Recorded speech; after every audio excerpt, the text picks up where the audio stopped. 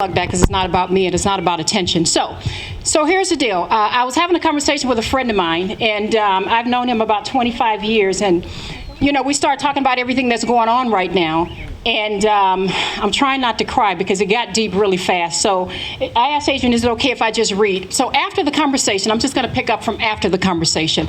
I said to him, my God, this is almost like a conversation between two different worlds.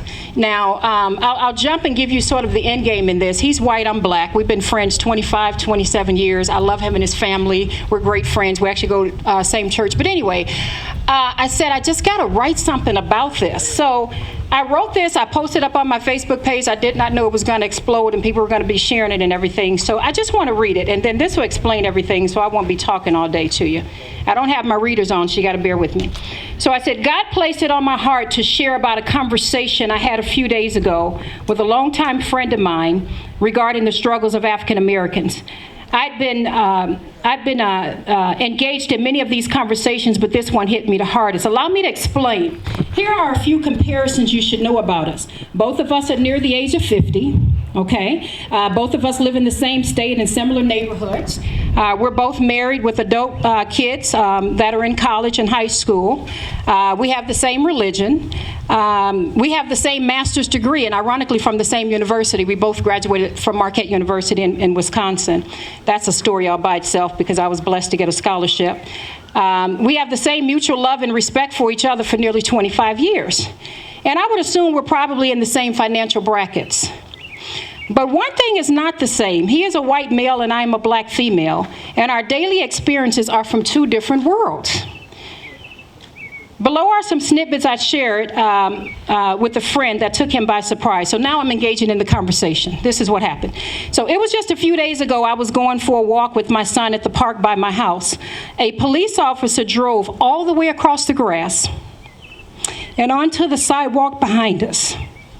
Moments later, I found myself explaining to him that I live in the neighborhood and I own a business just a few blocks away. I told him we were simply going for a walk. After he drove away, I felt humiliated, and I felt saddened for my son, who had to see this. Why did I, as an African-American woman, feel the need to explain my presence? I asked my friend if he regularly teaches his kids how to respond when they are pulled over by police officers. I was surprised that his answer was no. For most African Americans, this is common practice.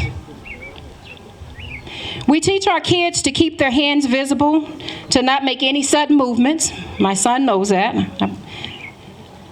And to not reach for anything without letting the officer know what they're doing. We have these conversations with them several times a year because we want to keep them alive. And we know how easy it is for them to be perceived as a threat. I then asked my friend if he ever worried about his children going out for a run. Again, his answer was no. I explained to him that African American males are commonly seen as a threat.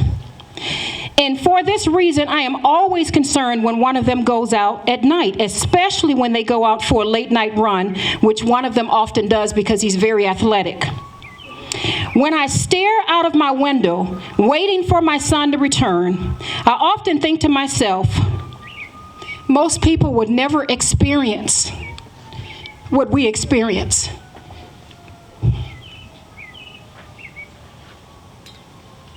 Most people would never experience what I'm feeling right now.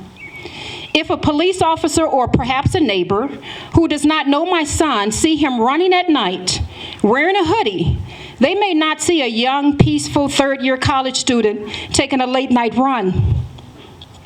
They may see a possible threat, and that scares me.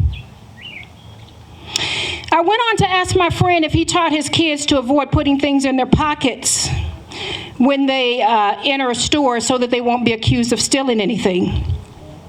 He was surprised by such a question. So I explained to him that we teach this not only when they are young, but as adults as well. Because as African Americans, we're often watched when we enter a store.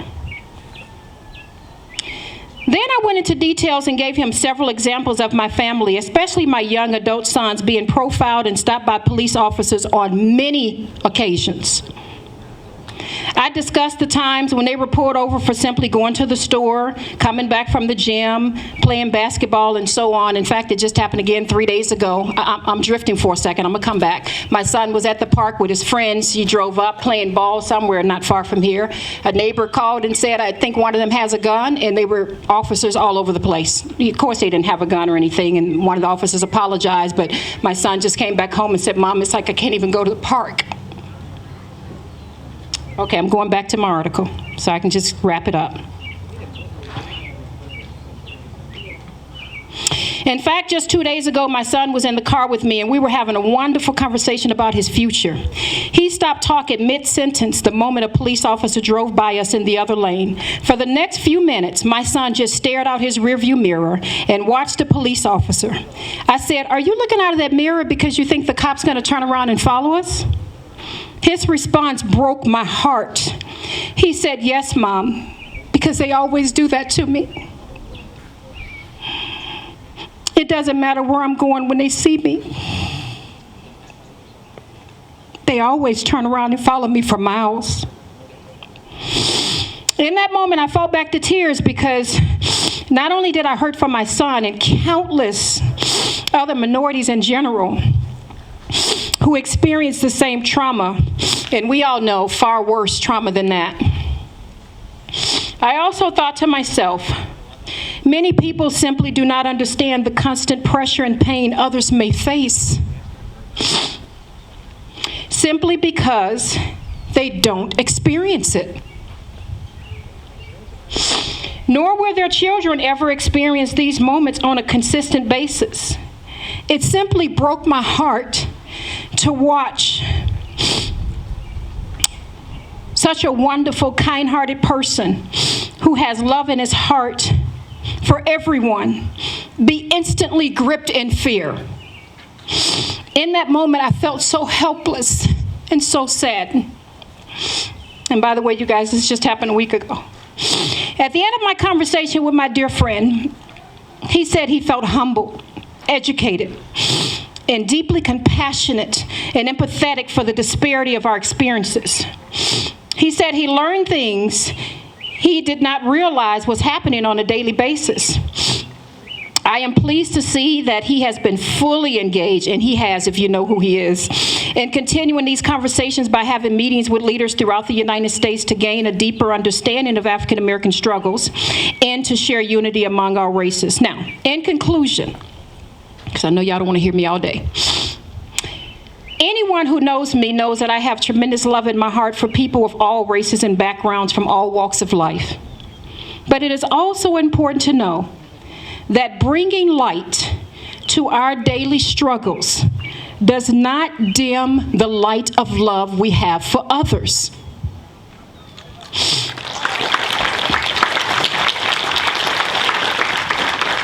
I also have respect for those police officers who show compassion and put their lives on the line to protect us and not harm us. In fact, I have family and friend members who are police officers. For those who do not know me, I was raised in poverty, on welfare by a single mom who did her best to take care of her 3 kids while living in government-subsidized housing units. As a young African American, I saw firsthand what life was like when we were homeless, eating at food pantries, and moving from house to house while trying to survive. In fact, I distinctly remember one year, due to violence and financial hardships, we moved 20 times.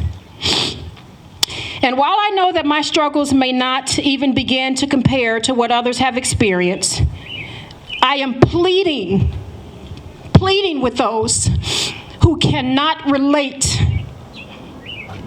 to simply pause and take a moment to peek outside your world and engage in conversations to gain a deeper understanding of our world. My prayer is for this conversation to spark more open conversations with people who simply may not understand why so many African Americans and minorities in general are hurting right now. Our world is hurting. I am hurting. And while we may not all agree on a solution, my prayer is for my message today to promote unity and not division as we venture to peek outside our worlds. I love you guys. Thanks for listening.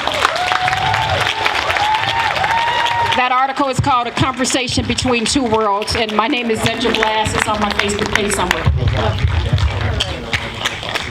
All right, that's all we have for today. I'd like to thank all you guys for coming out today. Thanks all for all our speakers for coming out, showing out, being so brave to speak in front of all these people today. And oh yeah, and from what we do from here, gotta make sure we take what we hear today and put it into action. We have a list of support black businesses in the back. Screenshot them, support them, buy their stuff, help them out. And on top of that, gotta make sure we gotta go out there and vote. Vote to end all this police brutality we've been constantly experiencing. Vote to end all this racism that's constantly been in this country for the past 400 years.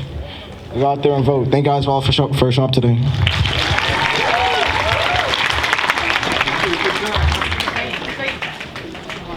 Awesome.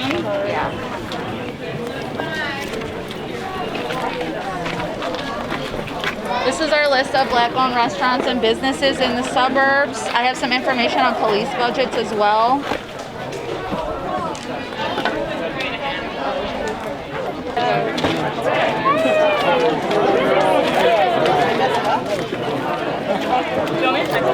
Didn't even know how to freaking talk. It was lying. Police chief was talking. If you follow our Facebook, we update this document. It's a Google Doc, so you'll see.